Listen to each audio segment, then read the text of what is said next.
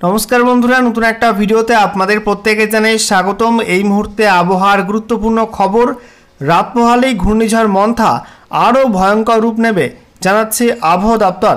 ইতিমধ্যেই অতি গভীর নিম্নচাপ বা ডিপ ডিপ্রেশন থেকে ভয়ঙ্কর ঘূর্ণিঝড় মন্থা তৈরি হয়ে গেছে এবং সেটা দক্ষিণ পশ্চিম বঙ্গোপসাগর সংলগ্ন অঞ্চলে অবস্থান করছে। আগামীকাল 28 অক্টোবর সন্ধ্যা থেকে রাতের মধ্যেই ল্যান্ডফল করার প্রবল সম্ভাবনা রয়েছে এই ঘূর্ণিঝড়ের। ইতিমধ্যে এই ঘূর্ণিঝড়ের প্রভাবে বেশ কিছু রাজ্যে জারি করা হয়েছে সতর্কতা। পশ্চিমবঙ্গ উপকূলেও জারি হয়েছে সতর্কতা, যেখানে কোথাও কোথাও 45 থেকে 55 কিলোমিটার প্রতি ঘন্টা এবং সর্বোচ্চ 65 কিলোমিটার প্রতি ঘন্টা গতিবেগে ঝড়ের সম্ভাবনা রয়েছে উপকূলবর্তী অঞ্চলগুলিতে। একই সঙ্গে ভারী বৃষ্টিও শুরু হবে আগামীকাল থেকে। আগামীকাল উপকূলবর্তী দুই জেলায় ভারী বৃষ্টির পূর্বাভাস দিয়েছে আলিপুর আবহাওয়া দপ্তর এবং মাসের শেষে পশ্চিমবঙ্গে উত্তর থেকে দক্ষিণে বিভিন্ন জেলায় বৃষ্টির মাত্রা কিন্তু অনেকটাই বাড়তে চলেছে। ওয়াইড স্প্রেড রেন হবে পশ্চিমবঙ্গে জানাচ্ছে আলিপুর আবহাওয়া দপ্তর। একই সঙ্গে আজকে রাতের মধ্যে মৎস্যজীবীদেরকে সমুদ্র থেকে উপকূলে ফেরার নির্দেশ দেওয়া হয়েছে, কারণ আজ রাত থেকেই সমুদ্র উত্তাল হয়ে উঠবে এবং আগামীকাল 28 অক্টোবর আরও ভয়ঙ্কর রূপ নেবে বঙ্গোপসাগর। পশ্চিমবঙ্গ উপকূল এবং ওড়িশা উপকূল জুড়ে ইতিমধ্যেই জারি করা হয়েছে রেড অ্যালার্ট। তো বন্ধুরা, আজকের ভিডিওতে আমরা বিস্তারিত আলোচনা করব এই মুহূর্তে লেটেস্ট স্যাটেলাইট ইমেজ কি আপডেট দিচ্ছে, ঘূর্ণিঝড় মন্থা এই মুহূর্তে কোথায় অবস্থান করছে এবং আগামীতে এর গতিবেগ কেমন কি হবে, কতটা কি বাড়বে, সেই সঙ্গে পশ্চিমবঙ্গে উত্তর থেকে দক্ষিণে কোন কোন জেলার জন্য নতুন করে কী ওয়েদার ওয়ার্নিং দেওয়া হয়েছে, বৃষ্টিপাতের সম্ভাবনা কোন কোন জেলায় কেমন কি থাকবে, সমস্ত কিছু আপনাদেরকে পরপর জানাবো এই ভিডিওটির মাধ্যমে।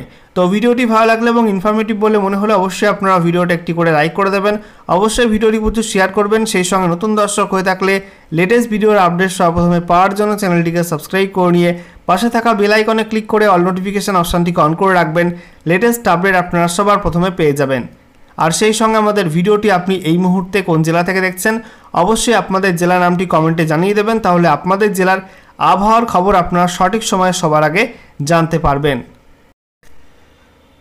তো বন্ধুরা, প্রথমে আমরা অনলাইন ওয়েদার সিস্টেম থেকে দেখে নেব ঘূর্ণিঝড় মন্থা এই মুহূর্তে কোথায় অবস্থান করছে এবং এর গতিবেগ এই মুহূর্তে কী রয়েছে। তো আমরা দেখতে পাচ্ছি দক্ষিণ পশ্চিম বঙ্গোপসাগরে এই মুহূর্তে অবস্থান করছে ঘূর্ণিঝড় মন্থা। এটা তৈরি হয়েছিল কোথায়? সিস্টেমটা তৈরি হয়েছিল দক্ষিণ আন্দামান সাগর, এই অঞ্চলটায় তৈরি হয়েছিল। সেখান থেকে উত্তর পশ্চিম দিকে এগিয়ে গেছে এবং শক্তি বৃদ্ধি করে ইতিমধ্যে সাইক্লনিক স্টর্ম বা ঘূর্ণিঝড়ে পরিণত হয়ে গেছে এবং দক্ষিণ পশ্চিম বঙ্গোপসাগরে এটা অবস্থান করছে। এবার আমরা দেখে নেব গতিবেগ এই মুহূর্তে ঝড়ের কেমন কি রয়েছে। তো আমরা দেখতে পাচ্ছি দক্ষিণ দিকে গতিবেগ রয়েছে 101 কিলোমিটার প্রতি ঘন্টা, ঠিক আছে, এরকম গতিবেগ রয়েছে। পূর্ব দিকে আমরা দেখতে পাচ্ছি গতিবেগ রয়েছে 96, কোথাও কোথাও 95 কিলোমিটার প্রতি ঘন্টা। পশ্চিম দিকে অনেকটা কম রয়েছে 69 কিলোমিটার প্রতি ঘন্টা। উত্তর দিকে আমরা দেখতে পাচ্ছি 92 কিলোমিটার প্রতি ঘন্টা। তো সর্বোচ্চ গতিবেগ কিন্তু দক্ষিণ দিকে রয়েছে, যেখানে 100 গতিবেগ কিন্তু ছাড়িয়ে গেছে ঘূর্ণিঝড়ের। এরা হচ্ছে গাস্টিং উইন্ড, ঠিক আছে, অর্থাৎ সর্বোচ্চ গতিবেগ। নর্মাল গতিবেগ সেটা কিন্তু 70 থেকে 80, কোথাও কোথাও 90 এরকম রয়েছে। আর সর্বোচ্চ গতিবেগ আমরা দেখতে পাচ্ছি 100 ছাড়িয়ে গেছে। এটা কিন্তু আরও বাড়বে আগামীকাল, এটা 110 ছাড়িয়ে যাবে, অর্থাৎ আগামীকাল আরও ভয়ঙ্কর রূপ নেবে ঘূর্ণিঝড় মন্থা। এবারে আমরা দেখে নেব লেটেস্ট স্যাটেলাইট ইমেজ অর্থাৎ উপগ্রহ চিত্র কি আপডেট দিচ্ছে। দেখুন বন্ধুরা, বঙ্গোপসাগর এবং আরব সাগরে থাকা দুই সিস্টেমের প্রভাবে গোটা ভারত কিন্তু মেঘে ঢাকা। আমরা দেখতে পাচ্ছি বঙ্গোপসাগরেও প্রচুর পরিমাণ মেঘ রয়েছে, বিশেষ করে দক্ষিণ পশ্চিম বঙ্গোপসাগর, পশ্চিম মধ্য এবং সংলগ্ন উত্তর পশ্চিম বঙ্গোপসাগরে মেঘটা বেশি রয়েছে। আর সেই সঙ্গে আরব সাগরে আমরা দেখতে পাচ্ছি পূর্ব মধ্য, উত্তর পূর্ব এবং দক্ষিণ পূর্ব এবং মধ্য আরব সাগরে প্রচণ্ড পরিমাণ মেঘ রয়েছে গভীর নিম্নচাপের কারণে। দেখতে পাচ্ছেন বন্ধুরা, মেঘ কিন্তু পশ্চিমবঙ্গের মধ্যেও ঢুকছে। এই ঘূর্ণিঝড়ের প্রভাবে মেঘ ঢোকা শুরু হয়ে গেছে বাংলার আকাশে। দক্ষিণবঙ্গে আমরা দেখতে পাচ্ছি কলকাতা সহ বেশ কয়েকটা জেলার উপর মেঘলা মেঘলা আকাশ। উত্তর 24 পরগনা, দক্ষিণ 24 পরগনা, কলকাতা, হাওড়া, হুগলি, পশ্চিম মেদিনীপুর, ঝাড়গ্রাম, পুরুলিয়া। সেই সঙ্গে আমরা দেখতে পাচ্ছি হালকা হালকা মেঘ রয়েছে মুর্শিদাবাদের দিকে, বীরভূমের দিকে, পশ্চিম বর্ধমানের দিকেও হালকা হালকা মেঘ রয়েছে। অর্থাৎ গোটা দক্ষিণবঙ্গে কিন্তু আংশিক মেঘলা মতো রয়েছে। একটু আকাশ পরিষ্কার রয়েছে নদিয়াতে, সেই সঙ্গে মুর্শিদাবাদের উত্তর সাইডে পূর্ব বর্ধমানের দিকে, সেই সঙ্গে পশ্চিম বর্ধমানের কিছু অংশ, বাঁকুড়ার মধ্যে কিছু অংশে, পশ্চিম মেদিনীপুরের মধ্যে কিছু অংশে, পূর্ব মেদিনীপুরের মধ্যে কিছু কিছু অংশে মেঘের পরিমাণ একটু কম রয়েছে। উত্তরবঙ্গে আমরা দেখতে পাচ্ছি আবহাওয়া পরিষ্কার রয়েছে মালদা, দক্ষিণ দিনাজপুরে, তবে মেঘ কিন্তু রয়েছে উত্তরবঙ্গে উত্তর দিনাজপুর, দার্জিলিং, কালিম্পং, জলপাইগুড়ি, আলিপুরদুয়ার, কোচবিহার জুড়ে একই সঙ্গে আসাম মেঘালয়ের মধ্যে সেই মেঘ কিন্তু আস্তে আস্তে প্রবেশ করছে। এদিকে ত্রিপুরাতে আবহাওয়া পরিষ্কার, তবে বাংলাদেশের মধ্যে আমরা দেখতে পাচ্ছি খুলনাতে মেঘ রয়েছে, রংপুরের মধ্যে মেঘ রয়েছে, বাকি অংশে আবহাওয়া মোটামুটি পরিষ্কার রয়েছে। দেখুন বন্ধুরা, এই ঘূর্ণিঝড় মন্থার মেঘটা কিন্তু উত্তর বঙ্গোপসাগর, উত্তর পশ্চিম বঙ্গোপসাগরের মধ্যেও ঢুকছে। আমরা দেখতে পাচ্ছি ওড়িশার মধ্যে প্রচণ্ড ভারী মেঘ তৈরি হয়েছে, বৃষ্টিপাতও কিন্তু হচ্ছে ওড়িশা, অন্ধ্রপ্রদেশে। আস্তে আস্তে সেই বৃষ্টিটা কিন্তু পশ্চিমবঙ্গের দিকেও আসবে এবং এই মুহূর্তে আমরা দেখতে পাচ্ছি ঘূর্ণিঝড় মন্থা দক্ষিণ পশ্চিম বঙ্গোপসাগরে অবস্থান করছে এবং প্রচণ্ড ভারী একটা মেঘের পুঞ্জ এই ঘূর্ণিঝড়কে কেন্দ্র করে অবস্থান করছে দক্ষিণ পশ্চিম বঙ্গোপসাগরে। এরই প্রভাবে পশ্চিম ভারতে, সেই সঙ্গে আমরা দেখতে পাচ্ছি দক্ষিণ ভারতে বিশেষ করে কর্ণাটক, তামিলনাড়ু, তারপরে অন্ধ্রপ্রদেশ, তেলেঙ্গানা, এই রাজ্যগুলোই, কেরালা, এই রাজ্যগুলো কিন্তু মেঘলা আকাশ এবং বৃষ্টিপাত ইতিমধ্যে শুরু হয়ে গেছে। অন্যদিকে পশ্চিম ভারতে আমরা দেখতে পাচ্ছি মহারাষ্ট্র, গুজরাটও কিন্তু বৃষ্টিপাত হচ্ছে, বৃষ্টি হচ্ছে পশ্চিম দিকে রাজস্থান, দিল্লি, সেই সঙ্গে উত্তরপ্রদেশ এবং মধ্যপ্রদেশের বিভিন্ন অংশে কিন্তু বৃষ্টিপাত হচ্ছে এই মেঘের কারণে। এবারে আমরা দেখে নেব ঘূর্ণিঝড় মন্থার প্রভাবে পশ্চিমবঙ্গ উপকূলে কী কী সতর্কবার্তা জারি করা হয়েছে। তো বলা হচ্ছে পশ্চিমবঙ্গ উপকূলের জন্য মৎস্যজীবী সতর্কবার্তা আজকে 27শে অক্টোবর সন্ধ্যা থেকে উত্তর পশ্চিম বঙ্গোপসাগরের উপরে 45 থেকে 55 কিলোমিটার প্রতি ঘন্টা বেগে দমকা ঝড়ের সম্ভাবনা রয়েছে এবং ঝড়ের সর্বোচ্চ গতিবেগ 65 কিলোমিটার পর্যন্ত হতে পারে। একই সঙ্গে আগামীকাল 28শে অক্টোবর সকাল থেকে তা ধীরে ধীরে বৃদ্ধি পেয়ে 50 থেকে 60 কিলোমিটার হতে পারে এবং সর্বোচ্চ গতিবেগ থাকতে পারে 80 কিলোমিটার প্রতি ঘন্টা। সমুদ্রের অবস্থা উত্তাল থেকে খুবই উত্তাল থাকার সম্ভাবনা রয়েছে। 28 থেকে 30শে অক্টোবর পর্যন্ত পশ্চিমবঙ্গ উপকূলবর্তী সাগরে যাত্রা না করার পরামর্শ দেওয়া হয়েছে। যারা গভীর সমুদ্রে রয়েছেন তাদের অবিলম্বে তীরে ফিরে আসার নির্দেশ দেওয়া হয়েছে। বন্ধুরা, এবারে আমরা দেখে নেব আলিপুর আবহাওয়া দপ্তর থেকে আজকে যে স্পেশাল বুলেটিন নাম্বার 10 জারি করা হয়েছে নতুন করে, সেখানে কি কি আপডেট দেওয়া হলো। তো সাবজেক্টে বলা হয়েছে cyclonic storm Montha, pronunciation Montha over south west and adjoining west central Bay of Bengal. তো ঘূর্ণিঝড় মন্থা দক্ষিণ পশ্চিম এবং সংলগ্ন পশ্চিম মধ্য বঙ্গোপসাগরে অবস্থান করছিল। আমরা দেখে নেব বিস্তারিত আপডেটে কী বলা হয়েছে। বলা হয়েছে ঘূর্ণিঝড় মন্থা, যেটা দক্ষিণ পশ্চিম এবং সংলগ্ন পশ্চিম মধ্য এবং সংলগ্ন দক্ষিণ পূর্ব বঙ্গোপসাগরে অবস্থান করছিল, এটা উত্তর উত্তর পশ্চিম দিকে এগিয়ে গেছে। গত 6 ঘন্টায় 18 কিলোমিটার প্রতি ঘন্টা গতিবেগ নিয়ে এটা উত্তর উত্তর পশ্চিম দিকে এগিয়েছে এবং বলা হচ্ছে এই সিস্টেমটা এই মুহূর্তে তামিলনাড়ু চেন্নাই থেকে 520 কিলোমিটার পূর্ব দক্ষিণ পূর্ব দিকে অবস্থান করছে। একই সঙ্গে অন্ধ্রপ্রদেশের কাকিনাড়া থেকে 570 কিলোমিটার দক্ষিণ দক্ষিণ পূর্ব দিকে অবস্থান করছে।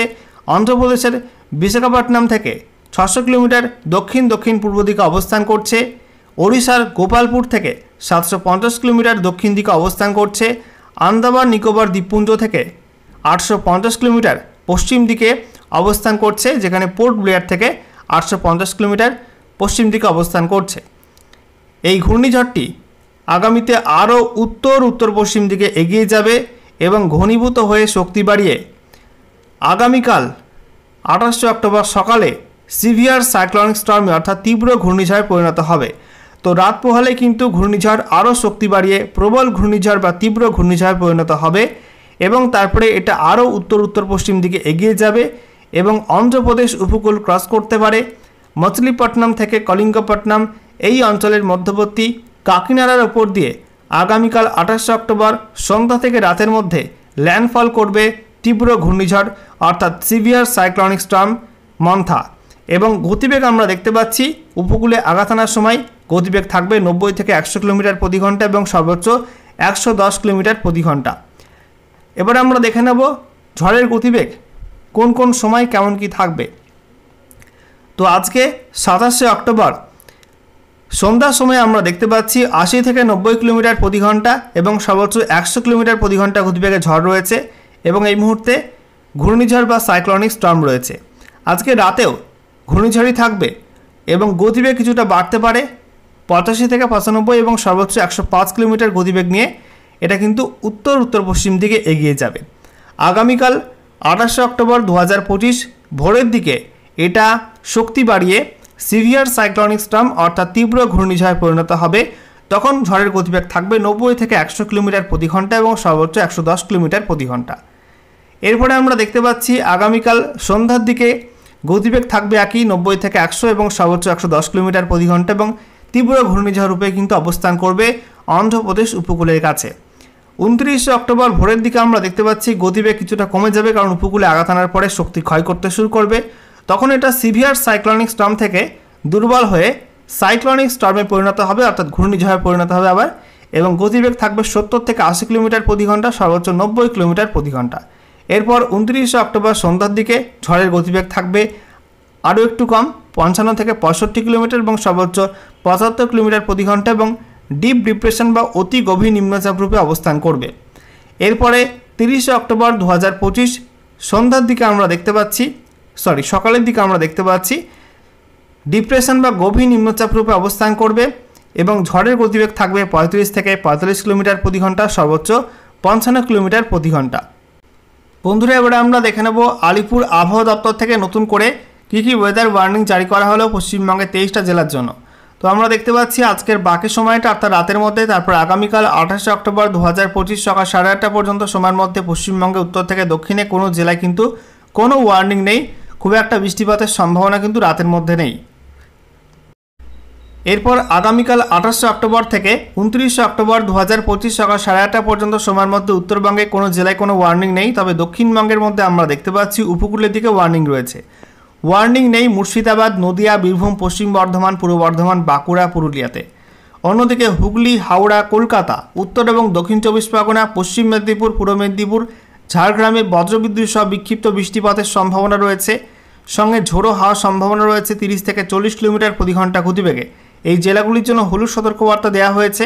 একই সঙ্গে বেশি বৃষ্টি হবে দক্ষিণ 24 পরগনা আর পূর্ব মেদিনীপুর জেলায়। এই দুই জেলার জন্য ভারী বৃষ্টির সতর্কতা জারি করা হয়েছে, অর্থাৎ 7 থেকে 11 সেন্টিমিটার পর্যন্ত বৃষ্টিপাত হতে পারে এই দুই জেলায়।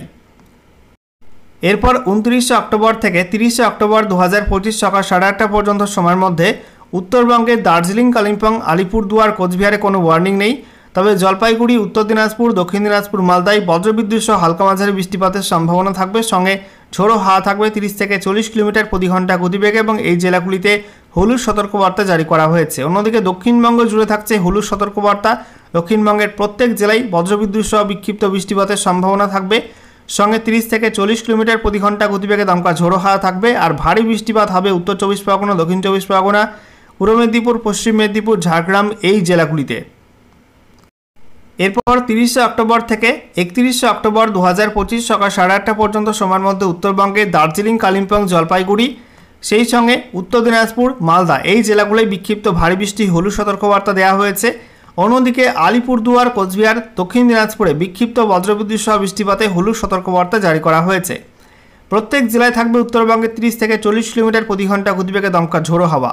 দক্ষিণবঙ্গেও প্রত্যেকটা জেলাতে হলুদ সতর্কবার্তা জারি করা হয়েছে। প্রত্যেক জেলায় বজ্রবিদ্যুৎ সহ বৃষ্টিপাত, সঙ্গে ঝোড়ো হাওয়া থাকবে 30 থেকে 40 কিলোমিটার প্রতি ঘন্টা গতিবেগে এবং বৃষ্টি বেশি হবে মুর্শিদাবাদ, পূর্ব বর্ধমান, পশ্চিম বর্ধমান, বীরভূম, পুরুলিয়া এই জেলাগুলিতে। এই জেলাগুলোয় ভারী বৃষ্টি হলুদ সতর্কবার্তা দেওয়া হয়েছে। এরপর 31 অক্টোবর থেকে 1 নভেম্বর 2025 সকাল 8:30 পর্যন্ত সময়ের মধ্যে উত্তরবঙ্গে পাহাড়ি এবং ডুয়ার্স অঞ্চলে বৃষ্টি কিন্তু অনেকটা বাড়বে। অতি ভারী বৃষ্টির অরেঞ্জ অ্যালার্ট দেওয়া হয়েছে দার্জিলিং, কালিম্পং, জলপাইগুড়ি, আলিপুরদুয়ার, কোচবিহারে, সেই সঙ্গে উত্তর দিনাজপুর, দক্ষিণ দিনাজপুর, মালদায় বিক্ষিপ্ত ভারী বৃষ্টি হলুদ সতর্কবার্তা দেওয়া হয়েছে। সঙ্গে উত্তরবঙ্গের প্রত্যেক জেলায় 30 থেকে 40 কিলোমিটার প্রতি ঘন্টা গতিবেগে দমকা ঝোড়ো হাওয়া থাকবে।